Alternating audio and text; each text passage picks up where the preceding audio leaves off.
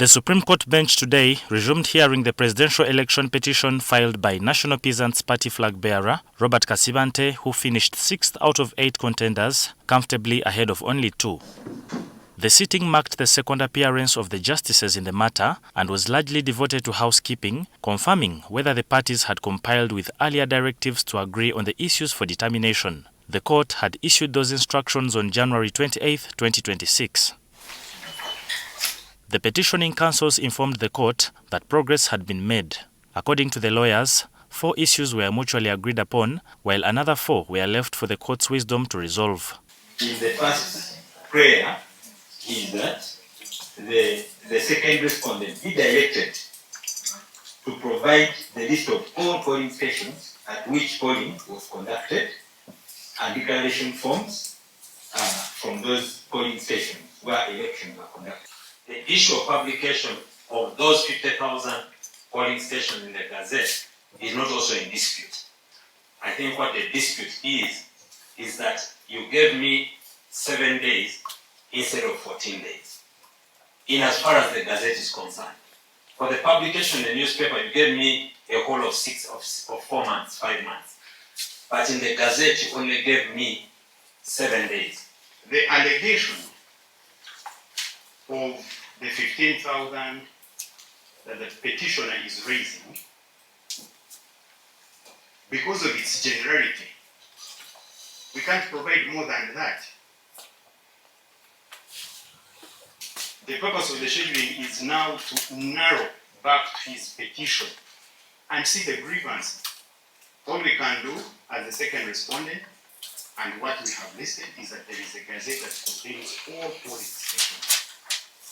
Now, it is the petitioner to make the case, basing on the documents we have listed for the purposes of determining this petition.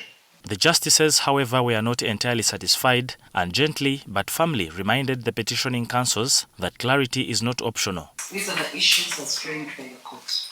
Issue number 1.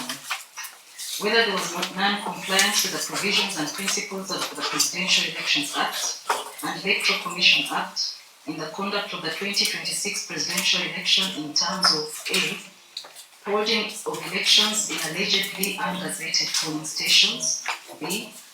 Alleged discordance between the votes tallied at the polling stations and votes transmitted, C. Alleged non-compliance with the Electoral Commission Act Adoption and Manner of Use of BVVS Regulations 2025, D.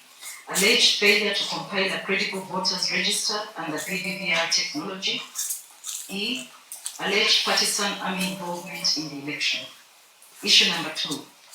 If issue 1 is answered in the affirmative, whether such non-compliance affected the result of the election in a substantial manner. 3.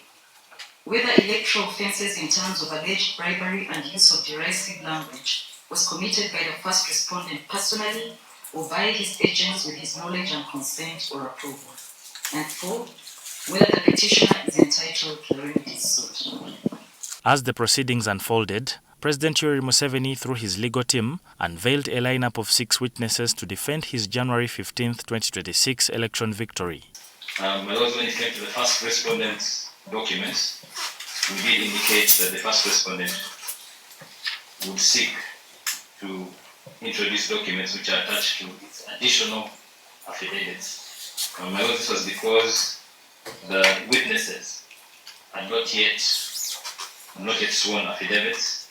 The Electoral Commission, named as the second respondent, also announced 12 witnesses to vouch for the integrity of the electoral process, including its chairperson, Justice Simon Byabakama, the Secretary, Richard Baabo Kamugisha, and the Director of Technical Support Services, Solomon Muhumuza. For the second respondent, we have not yet filed the additional affidavits, but we intend to file affidavits only for the witnesses listed in the joint scheduling memorandum. Not to be left behind, the Attorney General indicated that the state would call 2 witnesses of its own, Deputy Attorney General Jackson Kafuzi Karugaba and Assistant Inspector General of Police Frank Mwesigwa, the Director of Operations of the Uganda Police Force, to reinforce the government's position. All the respondents have filed the affidavits of the person listed in the scheduling memorandum.